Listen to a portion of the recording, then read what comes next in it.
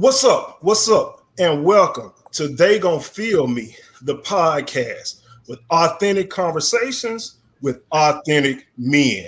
I'm your co-host, Rob, repping Mississippi. That's 662.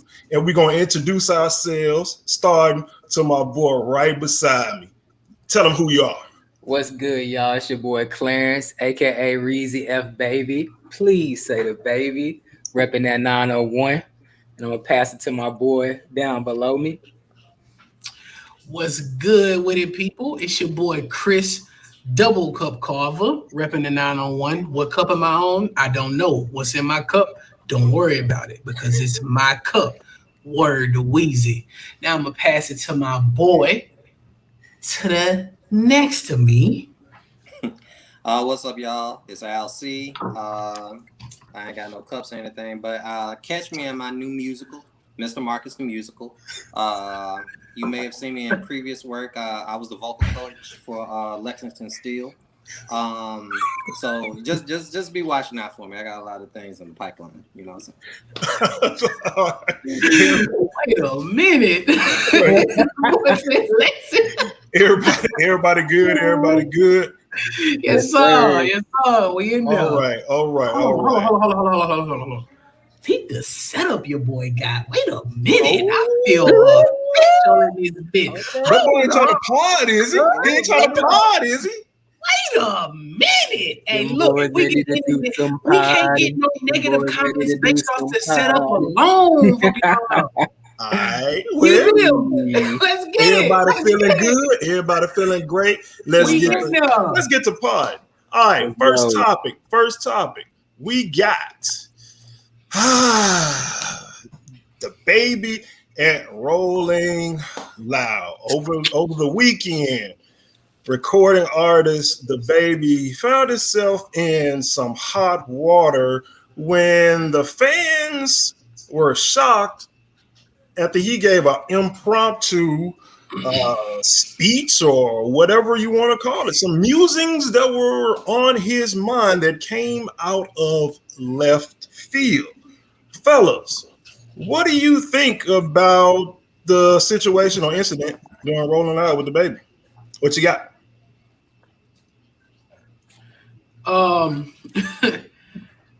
I rock with DaBaby, right? I rock with him.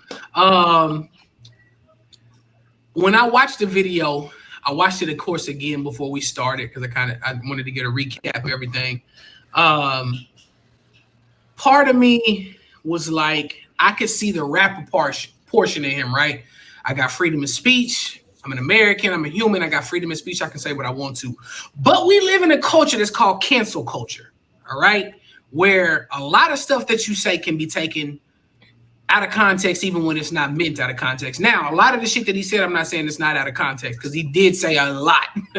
When I ran it back and I listened, I was like, bruh, what do you mean everybody that ain't got HIV? Like, I know people that have HIV. So I could see where people took offense to it. And then the last portion, which is I'm not going to repeat, but the last portion when he was talking about dudes not doing stuff to other dudes in the parking lot, it's just like, bruh, it's just certain stuff now where you got to kind of be conscious and aware as a public figure, as a human being, as a person in this world with everything that's going on where everything technically is morally right. You know what I'm saying? You have to be conscious of what you say and what you portray and what you put out there. So a lot of the stuff, even though we may understand it, I'm an outlandish, outspoken person. I'm going to say what I got to say. I'm going to say how I feel. But a lot of the times, you kind of got to watch what you say and watch what you put out there. And I feel like it's something that he should have watched what he said. I mean, and I'm pretty sure we're going to bring it up. He's losing endorsements now and losing money because of just being free and being who he, is portrayed to be, who he wants to be. So, part of me sees where he's coming from, just being a free rapper, a free-spoken rapper, free-spoken American. But part of me is like, bruh, you bigger than that now. You know what I'm saying? You got a crowd that is looking at you. You got a lot of people that's looking at you, and it's almost like you letting some people down. You know what I'm saying? So I'll let somebody else put in their thoughts and feelings on it. Okay. So me personally, I kind of like feel like first I want to say that I like to believe myself to be like an advocate for like for I like to believe I'm on the right side of history and all that good stuff. So when I hear his comments, of course I don't support like anything that's negative connotations toward women, gays, whoever, right? But I will say personally, I feel as if like I still kind of feel like people being a little bit soft on this situation. Yeah. On his words, from the standpoint of this is not the first time I've ever heard at a concert somebody say something wild in between sets or in between Exactly. music in order to like pump up the crowd. I mean, because and it becomes hypocrisy in my mind at that point because it's kind of like, what's the difference between? I mean, even though it's very flagrant, what's the difference between somebody like Boosie or somebody getting on the microphone and saying, "Put your left hand in the air if you pussy don't stink," or some shit like that, right? Like I mean, I know maybe I'm oversimplifying things or maybe I'm detracting, but at the same time, it's like there's a history for that. He just and I feel as if like in the moment he felt as if like he said a bunch of stuff that would definitely evoke a response out of people. And uh to Chris's point, yeah, like I mean you're at a point in your career where you can't just be doing things. And I feel as if this follows in a line of other flagrant files he had. Because personally, when it comes to the whole thing, yeah, I have a issue with what he said. It doesn't affect me the same way because I'm not a homosexual or I don't have HIV or anything like that. But at the same time, like I don't like. I think at the same show, didn't he like bring out Tory Lanez or something like Yeah, he that? did. He did. He And me definitely did. personally, I feel as if like that's mad disrespectful to Meg Thee Stallion. Who's supposed to be your After doing the performance with Meg, you know what I'm saying, right before he brought Tori out. and So on some whole shit, like just him saying, I remember that something was like online where he was talking about, I'm not an industry nigga, and and just talking about the whole situation going back and forth on social media with Meg. It's like you doing industry ass shit and still trying to be a street dude, and I just it's just a bad look. I can understand businesses pulling out because it's like even if whether it's soft or otherwise, they still have a brand to represent that does cater to those people, and they gotta protect their bottom line, their interests. I feel as if like if anybody fucking up right now, it is definitely him fucking up a bag. It's like, yeah, you can be free, but like people, you can't just say all the things that you want in this world all the time and think you just gonna get a pass. Like that shit gonna come back on you. So. And I still think that anybody who work with Tory Lanez just fuck ass niggas. Fuck that. Fuck this midget ass motherfucker. Why are we trying to protect him? Bitch. I mean, I kind of agree with both of you guys. I feel like it's DaBaby, like you said, like Alcy said. I mean, this is a part of who he is. Like he's had several run-ins with the law. He's done some outlandish stuff since he's been on, and this just follows suit with all the things that he's done since he's been made popular as a rapper. So to me, I'm not surprised. I think that he sees that he made a mistake because he is getting these endorsements pulled from him, and now he's trying to backtrack and say this and that and try to show support for gay people and but it's like, bruh, like you said it, own it. If that's who you are, then be who you are. You know what I'm saying? Don't try to backtrack once you done said some stuff because your money being fucked up because of it. You know what I'm saying? Because to me, like you said, that showed that you are an industry nigga. Like you faking the funk kind of. It's kind of like you putting on a show and you ain't owning what you say at the end of the day. And I totally support gay rights. And I feel like what he said, what T.I. said, T.I. showed support. And we all know T.I. is one of those self-proclaimed, intelligent, that nigga fake. stupid niggas, basically. Like, You heard it here His heart first is in the from right Chris place. Double Comma. That nigga fake. I want to believe his heart is in the right place, but like, I mean, I ain't checking for T.I. Yeah. And I like, mean, his comments sometimes. Yeah, we all want freedom of speech, but when you're on a platform like DaBaby, you do have to watch what you say. and that's what it is at the end of the day. Right or wrong, it is what it is, man. You got to monitor the things that you say and the things that you do, because that people are watching. So just be mindful of what you do, man. That's it. I think. Well, I mean, first of all, I'm not a fan of his anyway, so it's really whatever with me. But I think getting back to it is that if I pay my money and I'm coming to a concert, I'm coming to a concert to be entertained, to hear music or whatever. And you can probably say the music is chauvinistic or misogynistic or whatever you wanna call it. But I'm not expecting to hear a homophobic diatribe out of just come out of just like what? What in the world? What in the world you got? What you got going on? And the thing that a lot of people we have misconceptions about with First Amendment. You do have freedom of speech, and shout out to Brody, but you do have freedom of speech, but there are also consequences that go along with that freedom of speech. So you can go out here and say all the wild and crazy things that you want to say, but be prepared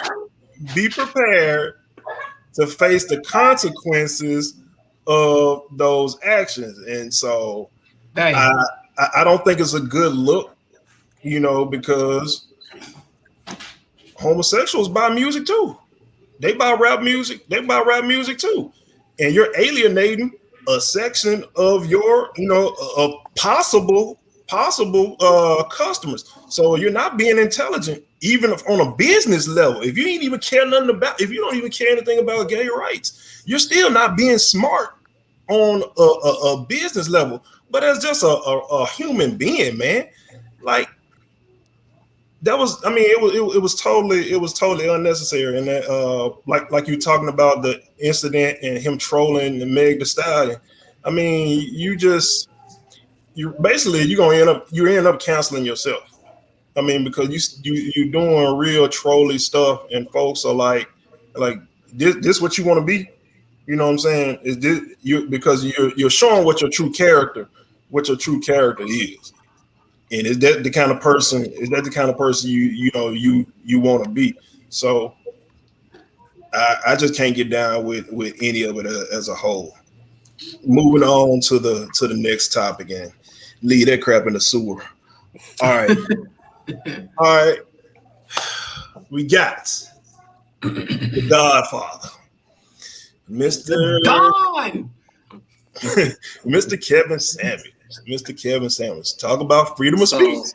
Freedom of speech. Let me kick this off. So I'm gonna be honest. Like when Kevin Samuels, he like just like that Jackson dude. Like I feel as if like he's one another line of faux,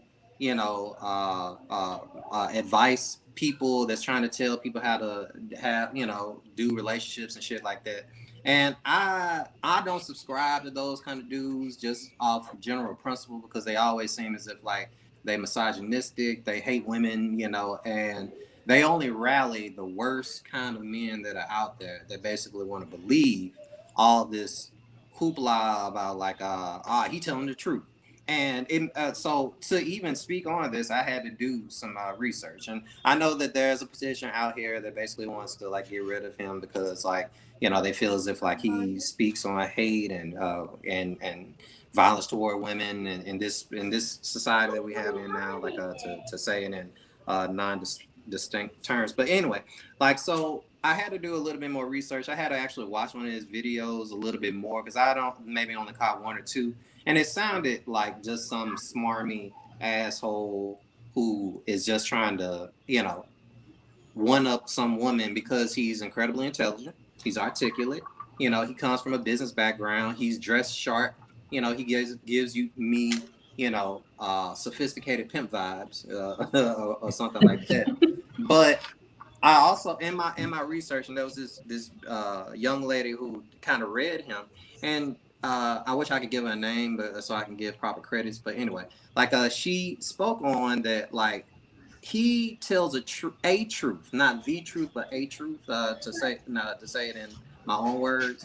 And some of the things that he says, I think, are based in some reality, but it's a reality. Like he proclaims himself to basically be like a matchmaker or image coach or something like that. And I feel as if the kind of image coach that he is for people who are consider themselves an upper echelon. I know he has like some phrase he coined about like high value men and shit like that. And he tells truths. He gives facts to fuck boys, bitch niggas, and women who are looking for them kind of niggas. Niggas who consider them high value or they're executives, players, ballers, this terminology he tosses around. People who live in that atmosphere, yeah, then they need that kind of advice on how to cook another no shit nigga just like him, you know? And I feel as if like that's the kind of stuff that he puts out. Now, even with all the negative things that I think about him, you know, I feel as if he gaslights people. I feel as if he's denigrating the women. I feel as if like you can have a male forward opinion without necessarily coming from a place of hate. In spite of saying all those things and feeling that way about him, I don't know if canceling him is necessary or trying to get him put off his platform is good either. I mean, true enough, I don't want to give a platform or a step up for men to basically have the ability to, and I'm gonna try and wrap this up. I have the ability to propagate more of this bad energy and these bad ideas and that he puts out. But I still think that he deserves a platform to speak. You know, like and unless he truly is saying, man, it's good to beat up on your women. You know, like I feel as if like, I mean, honestly, who are we to tell him he can't talk? Honestly, I even take it a step further. What I don't like about him, one aspect I don't like about him is that he like claims to be of the church, but he still says, oh, but it's okay for you to cheat. It's like he really is a flimsy, broken ass man who comes from 2 bad marriages, who happens to know how to dress well. He a fuck nigga, you know, at the end of the day. And I back off now. I'm gonna speak real quick on it because I know y'all may have done more research. I saw, you know what I'm saying, a little bit of his clips where mainly is it's bashing women. I look at him as the opposite of Derrick Jackson. I feel like Derrick Jackson gives a lot of broke, bitter women hope. Praise, yeah. You know what I'm saying? And gives them praise and always bashes men, whereas this nigga's the opposite. You feel me? So I personally feel as if, you know, based off of what I've seen, based off of seeing him and hearing about the seeing and hearing about people wanting to get him canceled, it's kind of like, you know, I saw a post where this lady was talking, and it's like, why are we canceling somebody if all he's doing is just speaking his mind? If he's speaking his mind and it's touching you that deep to where you want to cancel him, obviously he's talking directly to you. You see what I'm saying? So it's like, maybe you should change your perspective so you're not ending up in this category in which this person that he's talking about. You see what I'm saying? So it's like, I kind of see where she was coming from with it. I haven't really dove too deep into this guy's theories, into this guy's thoughts and processes and everything like that. I always feel as if, you know, everybody has their own freedom of speech, right or wrong. Going back to the last topic we just had, whatever happens to you, happens to you. But I feel like every person has their own freedom of speech and they have the right to say what they feel and what they want to say. But I don't feel as if he should be canceled for speaking his mind. I don't feel like he should be canceled for coming at certain people, especially when you have to physically call into his show for him to ask you questions and talk to you about, you know what I'm saying, what you're calling in about. You know what I mean? You're calling. I'm so sorry. No, you're good. But I feel as if like the women that support him also or chime in are also equally goofy. You know, like at the end of the day. And if you don't cancel them, stop watching. That's my point. We keep people like Wendy Williams going, who do somewhat of the same shit. Gossip, talk about other people, talk about other folks' relationships, but she done been fucked over multiple times. And it's like, y'all want to keep her going. Y'all fine with her show keeping going. but y'all want to cancel this dude who doesn't have a public show that's all out here on TV and stuff like that. You know what I'm saying? So it's like, stop canceling everything because you don't like it. Just turn it off. It's just that simple. If you don't like what DaBaby saying, turn it off. If you don't like what Kevin Samuel saying, turn it off. If you don't like what Tory Lane saying, turn it off. You don't have to listen to it. They have fans for a reason. They put out certain music and put out certain stuff for a reason. If you don't like it, keep it that way. Don't like it. Don't listen to it. Turn it off. If you like it, and if it's appeasing to some people and appealing to some people, shall I say, keep watching. You know what I mean? But like I said, I haven't watched too much of it. From what I watched, I just feel as if he's coming and giving his certain perspective on it. So I'll let y'all kind of dive in. Well, I mean, I guess I'm gonna be the devil's advocate. Like, I probably watch the most Kevin Samuels content here. Yes. I watch him almost every week.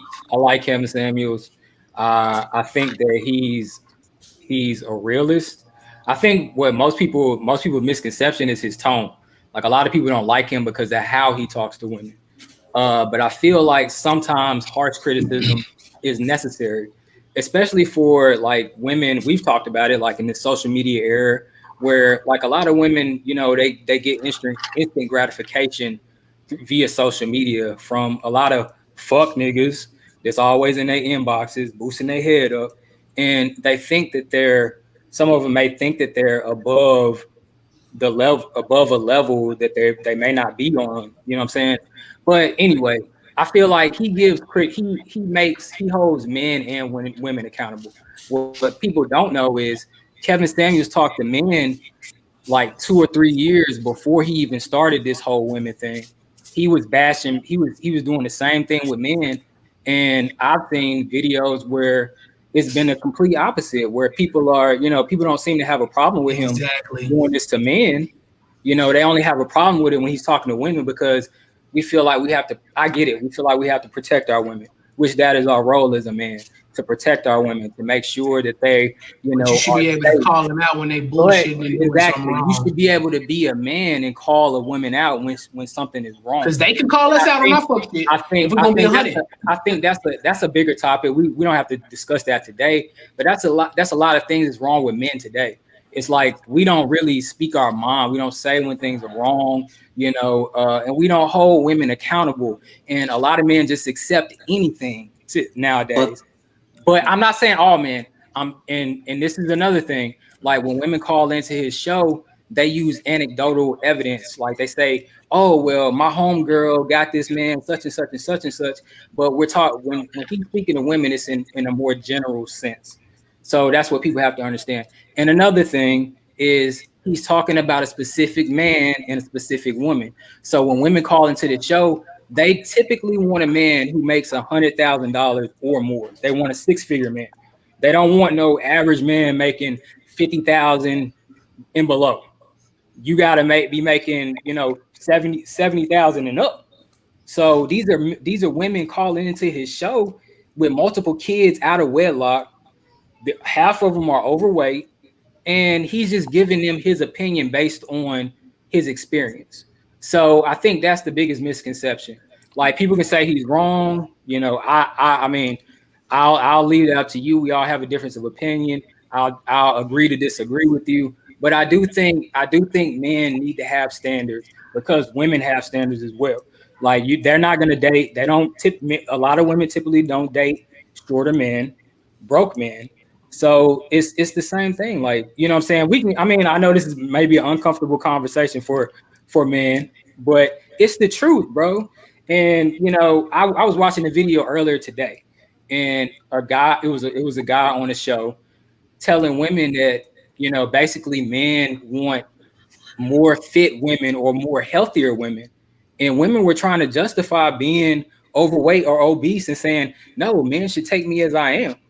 Like, and there are those guys out there that will accept, those women, but it is a lot of guys out there that do want, more fit women.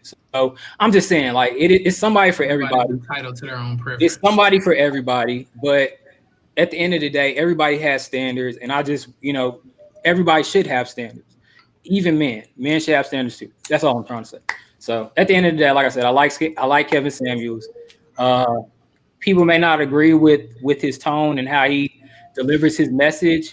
But it is what it is. It's like a drill sergeant. You're not gonna go to the army and tell a drill sergeant how the hell to tell you what to do in the army or the Navy or whatever. You're not gonna criticize them about being harsh to you. No, you gonna do what you gonna do, or you gonna get the hell out. You gonna go. Like, and that's what it is. So these women call into his show because obviously they find something that he's talking about valuable. I mean, right or wrong, you wouldn't call into his show if you didn't feel like his opinion was valuable, basically. So It's valuable and truthful, you know. But They just hollow shells, just like him, though. You That's gotta how I look at it. Like, you gotta look at TV history though, because we've seen throughout history and we know people like what? We know people like train wrecks. Why do you think Ricky Lake, Ricky Lake was a hit for so many years? Why was Jerry Springer, a hit for so many years? Jerry, Maury, you are not the father. You know what I'm saying? Doom, doom, doom. And Bugs starts dancing all over the screen. Even go back to Geraldo. You know what I'm saying? Geraldo, they used to get wild on Geraldo, Jenny Jones. People just love train wrecks. And I think something that Chris alluded to earlier, it applies. I mean, if it's something that you don't agree with, guess what? Don't watch it. Don't watch it at all. Because I'm going to keep it real. I've heard about Kevin Samuels. I mean, many times. But until it was a topic that we were going to discuss, I have never watched a video of Kevin Samuels. The first time I ever heard Kevin Samuels speak was when I listened to an episode when he appeared on the Joe Budden podcast. And the thing about him that I watched the video is like, in a way, he tries to psychoanalyze the people that call in and talk, and talk to him. And like Reezy, like you were saying, he's really blunt. I mean, it's take it or leave it. He's not gonna pull any punches. He's gonna say what he feels. But guess what? It's a disclaimer on the videos that says all callers or whatever, you give up your right to privacy when you call in. So basically, you know what you're going to get when you call in to that show. So if you don't like the content, just don't call in. Just don't call in. Stop supporting. Stop supporting it. Like I said, man, it's just like don't call in. Call in. Yeah. And listen, man, I don't agree with everything Kevin said. I don't want people to think that I agree with everything Kevin Samuels says, because I do believe there are areas of gray. He says it's black and white, but there are shades of gray, man. Like, you know what I'm saying? Everything that he says doesn't apply to some relationships. You know what I'm saying? But I do feel like it's a lot of people out here that don't want to work. They want the outcome, but they don't want to put in the work. And that's the big thing about his callers. They want an outcome, but they don't want to necessarily put in the work. They don't want to build up. They don't want to build with somebody. They just want it ready made. You know what I'm saying? So I think that's what we got to keep in mind too. And it's not a problem wanting what you want, but at a certain age and point in life, you got to come to grips with like, hey, I may not be able to get this, so let me accept this. You know what I'm saying? It's checks and balances, bro. I think also one of the overarching things that I get from him, and from hearing people talk and seeing about social media, I think you can how do I want to say this? Sometimes the message is affected by the messenger, meaning the message might be something that people really need to hear, but since it's coming from this person or this vessel, they automatically discredit anything when he starts to open his mouth. Case in point, all of us, no matter who you are, guess what? You have a type. Mm-hmm. You have a type that you like. Now, if somebody were to ask you on a date, somebody was going to ask you on a date, and that person did not check some of the boxes, or you were not physically attracted to that person, that person was not intellectually stimulating to you, why would you waste your time and that person's time? Why? That makes no sense. But Because I can be moving on to someone else that I actually am attracted to. All of us have preferences. It doesn't make you a bad person. It's just that, hey, I'm not feeling you like that. But sometimes people, they write off people without seeing their potential. Oh my gosh, to, their to potential. Without seeing, that's that country. I'm sorry. That without seeing their potential, and then years later, you see that person, you're like, wow, Mm-hmm. man, college really did you good, or growing up has done you good. But that person remembers, when you didn't want to give them the time of day years and years ago. But well, long story short, and I'll be through with it. But everybody has preferences. Now the thing is, though, are you working on yourself? Are you working on yourself? Because, like we said, everybody has preferences. So that person that you like might have preferences too. So if you don't like a certain type of person, guess what?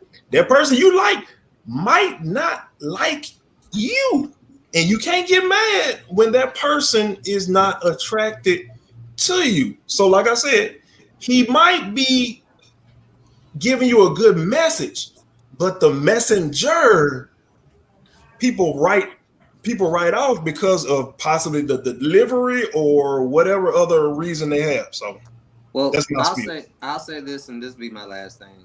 I to your point, yes, I think that that's what I going back to what I was saying about he speaks the truth. I feel as if like yeah, he tells he at times holds people accountable, whether it be men or women, and yeah, he speaks the truth. Maybe his message at times is, hey, you need to work on being your best you, your best self. Present the best person you possibly can be if you want to hook a particular person, a particular kind of person who's in a particular kind of status in life.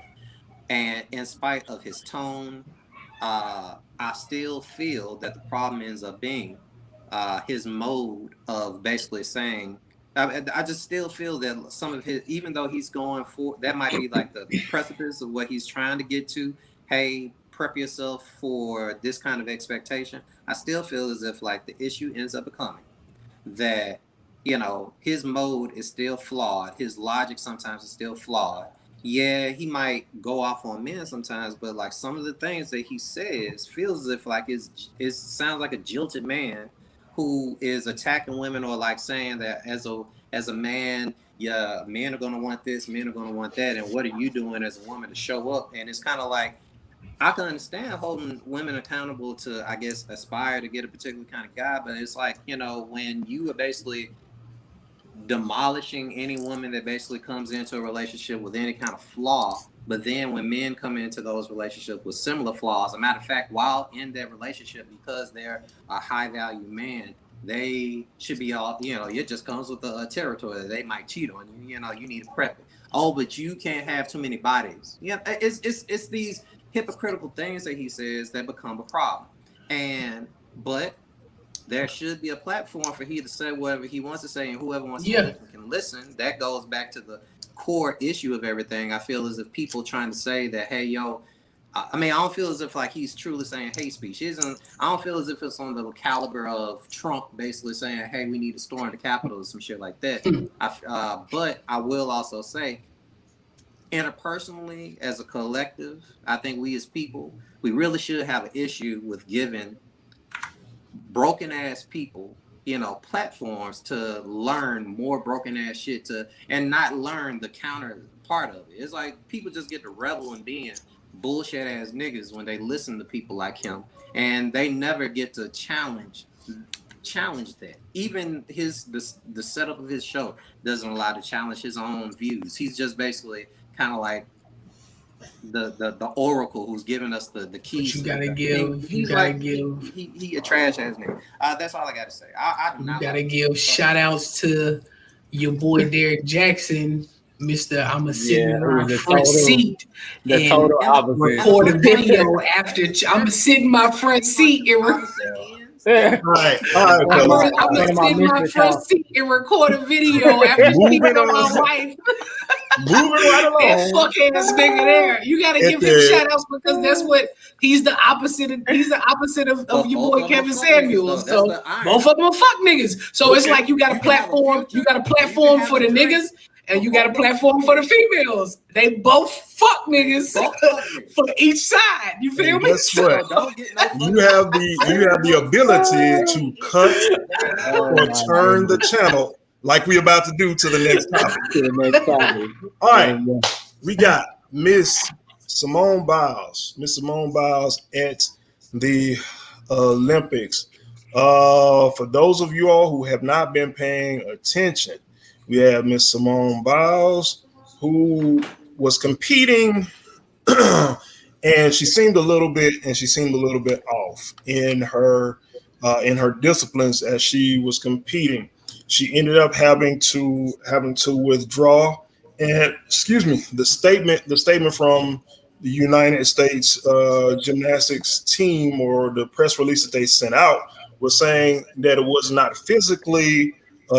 physical issue, but it was a mental issue. As we know, the past couple months and past couple year, mental health has been at the forefront of not only just regular everyday society, but also sports with other athletes such as Naomi Osaka. So with Simone Biles pulling out of the Olympics, what do you guys thoughts when you first heard and saw some of the backlash that's been on social media?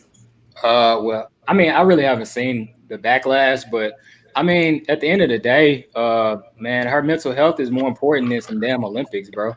Like I was reading an article and it was talking about she had the twisties, which means she doesn't have full control of her body, basically. Like she doesn't know, she can't figure out, how to twist her body and have a feel for where to land, basically, as a short answer to what that is. But anyway, like if she feels incapable of competing at a high level, why would you try to force her to do so?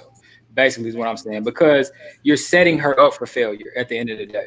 Like if she feels uncomfortable, if she feels like she can't do it, this is a girl who's competed on this stage for multiple years, I think like 10 years or so. So like she's done her fair share. And if she wants to take a year off, what the hell is the problem? Like let her take her time to get her mind together and maybe she'll come back even stronger. But like if there's criticism, man, like screw y'all. Like at the end of the day, don't nobody give a fuck what y'all got to say, bro. Like this is her life, and if she want to take a break, then she can take a break. And mental health is important. You see how it's affecting a lot of people, recently, bro. Like a lot of people are taking their own lives.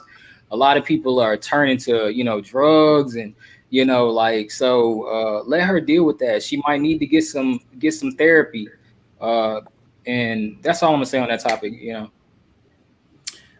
I'm gonna come in here with this, right? As a fellow person that's been, in the military and has represented this country, a lot of people sit on platforms and they talk a lot of shit, mainly of our descent, of our people of our color, but they talk a lot of shit about us when we claim we can't do something, but they don't have the balls to do it themselves. Facts. I saw a post that clearly said, if you're watching the Olympics, watch it as a fan because that's all you will ever be. You'll never compete. You'll never do anything. You're not an athlete. You're not a soldier. You're not a seaman. You're not a sailor, whatever the case it may be. You're not an airman, whatever.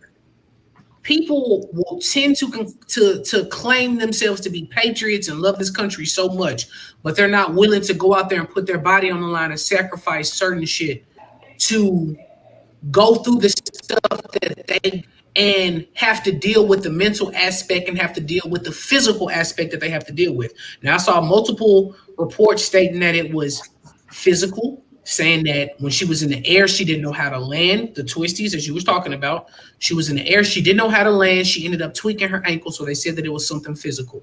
Then they said it was something mental. Then I saw it was something based upon the fact that, which is, I mean, it came from Facebook. It's not, no telling if it's real or not, but I saw something stating that, hey, Simone Biles is so great that we're going to grade you at this level because everybody else can't compete with you because you're so high, they're here. So we're going to grade you here, even though you should be graded here. You should be graded higher than the motherfucker that's right here because you work harder than they do. But we're still going to grade you up here, and we're going to try to fuck you to put you below this person, even though you're greater than this person. So whether the case it was an injury, whether the case it was the fact that, you know what I'm saying, they were going to grade her wrongfully, even though they should have graded her the correct way because she's better. She puts in the time. She puts in the effort, whatever the case it may be.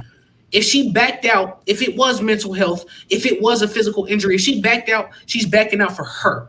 She's not backing out for you. She's not backing out for anybody else. She still went and represented the country. Something that a lot of you motherfuckers claim to be patriots and claim to be so for this country, but you won't even go to boot camp to fight for your own country. Right? We can get into that fact, but we ain't gonna get into that fact. You know what I'm saying? So people are quick to talk and quick to blame everybody and put their own perspective on what someone else should be and what someone else should do when they won't get off their lazy ass off that couch that's behind me, too busy watching TV, eating Cheetos and shit. They won't get the fuck up and go do what it is that they need to do for their country. They're willing to sit up here and criticize and critique what this person does and what they're not willing to do because of wrongful doings that's coming towards them or injury that's coming towards them. Because God forbid, if I did injure my ankle, I'm trying to look longevity because there are more Olympics that's going to come and I can still compete. You know what I'm saying? God forbid me trying to be sure that I can compete in the next 4 years, but you want me to compete right now and win a gold? You know what I'm saying? So it's just a lot of the every article that I read and everything that I read on it, I just feel like it was complete BS. I'm gonna be honest with it. So I don't know a lot about this because it's all relatively recent, so I haven't been reading that much into it. But I'm gonna keep my responses real brief. She's an Olympian. She's a fucking star athlete. She is one of the greatest to ever do it in our lifetime. Shout out to, I'm rooting for everybody that's black. Fuck the rest of y'all niggas. Fuck you, Tom out. I'm shout out to all black athletes out there who basically take the time out to like take care of yourself. I mean, there is a history in sports of people basically running you for everything that you're worth. They still don't, they only need you when you're useful. They use you to you can't be used anymore, and then all of a sudden they want to, you know, tarnish your name after you motherfucking won them all kind of titles and ribbons and shit like that. Shout out to motherfucking taking a step back and damn near saying, you know, if y'all want it that bad, y'all go out and do it. I think it's some bullshit that she don't motherfucking get the accolades that she deserves. If she doing shit that nobody else can do, then goddamn it, she should be taking on the gold every time. I don't believe in this motherfucking grading on the curve ass bullshit they doing to her. Let her take her time. Let her have her peace. Let her be as healthy as she possibly can. Other athletes need to do the same. Pop. I think to me, this really sheds a even bigger light on a disease and an issue of a sport that's really been dirty for years and has really been exploitative for years, which is the sport of gymnastics. I've watched gymnastics since I was little, you know, so I remember the Kim Zemeskals, the Dominique Dawes, the Shannon Millers, the Bella Carolis, and all of these.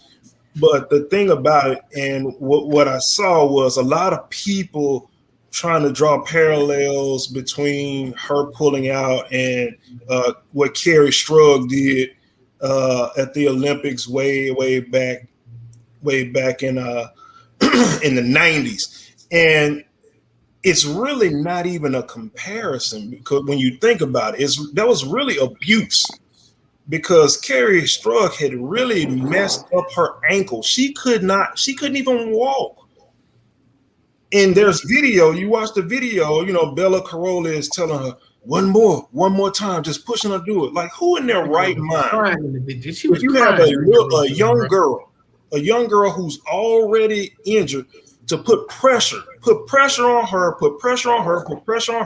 to go and do a vault, running down, a distance, flipping in the air, and exerting all that pressure, that stress on one leg. Let's go back though. To be a world-class gymnast, a lot of these girls start early. I'm talking about 7, 8, 9, 10 years old, where they're taken away from their families and going out to these training facilities, where they are under the care of these coaches and team doctors. And lest we forget about Dr. Larry Nassar. You might ask, who is Dr. Larry Nassar? He was the United States team doctor who has over 100, count them, over 100 charges for sexual assault. So he was molesting Olympians, one of whom which was Simone Biles. So let's think about this. You have a woman, 24 years old, who's already been sexually assaulted. I didn't even think about it like that. And she's still coming back to compete in a sport. In this sport, a demanding sport that on your body, and she's already been saying, she said publicly that she's 24 years old, but she feels way older because of the toll that gymnastics takes on your body. And if you've ever seen gymnasts, you realize how little they are. You're running, flipping, landing, and you got to stick the landing, meaning you can't move. You flipping all in the air, and you're supposed to land and not move. Think about what that does to your ankles, your knees, your back, everything. And now you got keyboard Kyle over here. You're a quitter. You quit on your team. You got millions of folks looking at her, putting all kind of pressure. And lest we not forget, fan is short for what? Fanatic. Fanatic. Fan is short for fanatic. Quick story. You mentioned about the Twisters. And when she put that out, I was reading comments from former gymnasts who came out the war. They're like, yes, it is such a thing. In baseball, it's called the yips for certain pitchers. If you ever seen a pitcher that pitches and gets hit in the face with a comebacker, think about that. If you have that kind of experience, it's almost like PTSD. Mm-hmm. You're throwing a ball, and that ball comes. Let's say you throw the ball at 90 miles an hour. It's off a bat. It's coming back way faster than you threw it. First of all, you gotta be brave enough to stand on the mound and throw anyway. But then you got a line drive coming back and hits you in the face. Think about after you heal physically. That's the easy part. The hard part is what? The emotional part. Because every time you go back up to the mound, guess what? You're going to relive getting hit in the face. Quick story. When I was in high school, I played baseball my 9th and 10th grade year. 10th grade year, I got hit in the face with a baseball. My 2 front teeth, I had to go to the dentist and get them fixed. Keeping it real, every time I got back in the batter's box, and seeing that fastball whiz by, you like, Oh no, bro, this ain't. I'm good. I'm good on this. Just, I mean, just keeping it real. When you got hit in the mouth, did you have a I list? stopped playing. I mean, you laughing and joking, but I'm dead serious though. After that 10th grade year, I was like, no, I'm not, I'm not playing. I'm not playing anymore. That and I had problems seeing the ball anyway. So think about that. You're standing in the batter's box with a pitcher throwing the ball 85 miles an hour, or 88 miles an hour, and you're having difficulty seeing, and you've already got hit in the face once before. You got to really, really have a come to Jesus talk with yourself. Like, do I really want to do this? And she had the same to a much grander, much grander scale than the example I gave. But she's doing way more difficult skills than anybody else is doing. And you don't you that high up in the sky and you don't know how you're gonna come down. That's a scary feeling. And last thing I'll say though, even before Tokyo, she was already recognized as the GOAT. So I mean, if we just gonna keep it real, she ain't got nothing else to prove. She don't. She has nothing else to prove. Absolutely nothing. Anybody. So if she don't want to compete anymore, guess what? She's still the GOAT. So overall, for anything, if you don't take anything else from any of the topics that we discussed tonight, people that are listening to this that have issues with mental health, take care of yourself first. Because you only get one you. I don't care what nobody else say. Take care of yourself first. That's all I got to say on that one. Yes, sir. Next topic. We got Ooh, the old COVID last week. The NFL decided that they were going to come out with a policy which states, or which implies or forces, if you will, unvaccinated individuals to get vaccinated, because in the event that it is found out that an unvaccinated person is the culprit, which starts a outbreak, which forces them to reschedule a game, and they're not able to reschedule, they not only will not get paid, and their team will receive a loss, but the team they were also playing won't get paid either. So basically, this puts the ball away from the owners. The owners aren't slick. They're rolling the ball. They're trying to get it off of them, and they're rolling the ball in the players' court and trying to get peer pressure for them to force each other to put pressure on each other to get vaccinated. What do you guys think about the NFL trying to force, because it's not mandated, but it's strongly suggested that they get vaccinated? What do you guys think? Listen, man, to me, the policy is fair. I think last year the NFL had some pretty, bad cases of COVID, where they had to cancel and reschedule games. And then when you look on the other end of the spectrum to the NBA and how they handled the COVID situation, it was like night and day. Like the NBA may have had a couple of cases here and there, but they pretty much had it under wraps.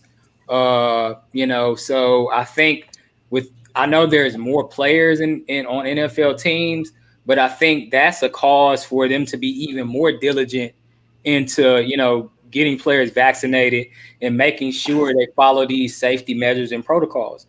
And with all these, with the vaccine, with all the vaccines, the different, practices and protocols that we have now after COVID hit, like I feel like it's only fair that they should be held to this kind of stipulation. You know what I'm saying? Like, if you're willing to go out here to the strip club or go out to this random function, you know what I'm saying, and risk your team, getting a forfeit or a quit, for a game, then that's on you, and you should lose money. To be honest, I'm just being honest, bro. Like, because you're not worried about the team. You're worried about yourself. So guess what? Like, we're gonna make your teammates hold you accountable for the things that you've done, and the team, because now everybody's gonna lose money. So guess what's gonna happen? I bet the next time I bet it won't happen next time. If it does happen in the NFL, and it probably won't happen because it's such a big stipulation that I feel like the players are gonna be more aware, and they're gonna want to get vaccinated because nobody wants to lose money at the end of the day. Now there are those dudes who don't care, about losing money, but for the most part, a lot of dudes they want to get paid. So I feel like at the end of the day, it's a policy that's fair. I feel like the players will be more likely to abide by it, and we should see a decrease in the amount of cases in the NFL. I hope. I hope. I hope so. Hopefully. Well, I kind of see both ends of the spectrum. I kind of see them pushing the vaccine with this, making more players want to get vaccinated. But my question is, what happens when players that are vaccinated get sick? Because I work with someone that's vaccinated that got sick. So if I got sick because she got sick and I'm not vaccinated per se, what does that mean? You know what I mean? So that's kind of how I look at it. If you have half the team that's vaccinated, but they still were to test positive, because just because you're vaccinated doesn't mean you can't test positive for COVID, for those that don't know, right? Especially with the new Delta variant. Exactly. So just because you're vaccinated doesn't mean that you can't test positive. So in the event that you do test positive, and let's say they say, quote unquote, you can't pass it on to someone else. But what if it does happen where you pass it on to someone else? We don't fucking know where you got it from. We just know that you tested positive. You didn't test negative this time. You tested positive. This half tested positive. They had vaccine. This quarter tested positive. They didn't have the vaccine. This side over here didn't test anything. They don't have, or they do have the vaccine. We're still going to penalize them, and they still had certain people on the team that were vaccinated. You see what I'm saying? So it's kind of like a fuck, lose either way it goes. But see, the only thing with that is the policy stipulates, though, they do contact tracing. So the thing is, they're going to find out where it originated from. So if they'll find it, if it originated from a vaccinated person, then they won't get the stipulations. This just applies to if it's found out that it's originated. What's going to stop them from hiding someone what's going to stop them from hiding someone like a Tom Brady that did get vaccinated, that did test positive, it did cause his teammates to test positive, but they want him to make it to the Super Bowl. You know what I'm saying? What's going to stop them from penalizing them and causing them to miss a game that could cause them to, you know what I'm saying, be in the wild card and run the cause of losing and not repeating? You see what I'm saying? I feel like it's all a money ploy. It's all about bringing in the money. At the end of the day, that's all it is. You know what I'm saying? Now, quote unquote, now, don't get me wrong. I understand. Look, when it comes to professional sports, they lost a lot of money. NBA, MLB, NFL, NHL, you name it. They lost a lot of money due to COVID. We as Americans lost a lot of money due to COVID. So you can't blame them for putting this rule out. But my thing is saying that we're going to penalize people. How's it going to stop them from wrongfully penalizing people? That's going to allow you to look deeper into the shit. The people that's woke, the woke crew. You feel me? This is y'all turn to wake up. The woke crew out there. You know what I'm saying? What's going to stop them from going deeper and looking into people that they want to win, that Vegas wants to win the championship so they can get their money in their pockets to re-up and get back to where the fuck they were. So it's a lot to it. I understand, to be honest. I'm leaning more towards understanding with doing further research, looking into it, because as I stated, going into money, I mean, if you're running a private business and you've lost money due to COVID and you're able to finally re-up, You know what I'm saying? You're gonna find every way to scratch and claw and get back to that, get back to where you need to be, get back on top of the totem pole. So I understand it. It sucks for certain people who aren't vaccinated, who don't agree with it, whose religion is against it. But at the same token, I understand it. You know what I'm saying? Just go out there, get vaccinated, do what you got to do, get on the field, put on a show for the people. It is what it is. Rob, I'll let you speak. I think I'll look in thing. The thing about this is that we're operating under the premise that the NFL actually cares about anything other than money. Let's be real. To me, it's more about PR. You know, so when it does happen, they're going to say, "Hey, you remember at the beginning of the year when we had this policy? It's out of our hands. It's out of our hands. This is what we gave them the opportunity, blah, blah, blah. They got infected. You know, you got your folks like Cole Beasley coming out and DeAndre Hopkins threatening to retire and other foolishness or whatever. At the end of the day, you got options. The NFL is a privilege. It's not a right. That boy took that tweet away quick as fuck. The NFL is a private corporation or company. That means they can set whatever rules they want to set. There are other jobs.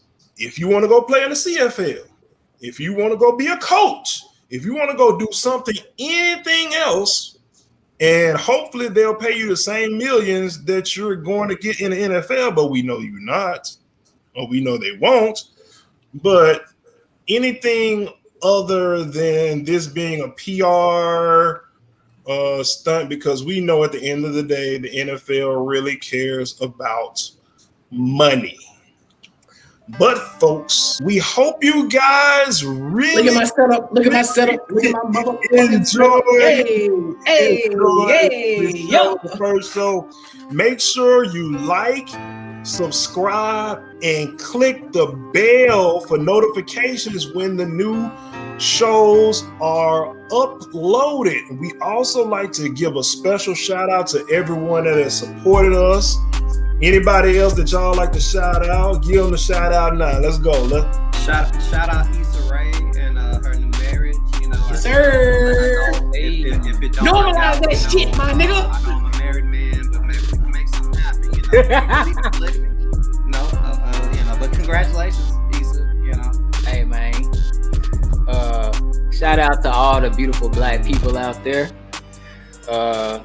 We doing our thing out here, whether we owning businesses, leveling up. I just want y'all to keep doing what y'all doing. There's a lot of people in my circle that I see that are doing positive things, man. My beautiful black queens, I love y'all. Don't get it misconstrued. Don't get it misconstrued. I love y'all. I'm married to a beautiful black queen. Yeah, y'all just keep doing what y'all doing, man. It's a lot of positivity out here. Don't focus on the negative, man. Stay positive. All right. Hey, man. Say, man. Let me get in here. You hear? I appreciate everybody that gives feedback to the show. I appreciate everybody that has helped us get to the point that we are. It's nothing but growth and opportunity from here. We ain't gonna do nothing but keep putting positivity out here, keep putting great shows out here for you guys week to week.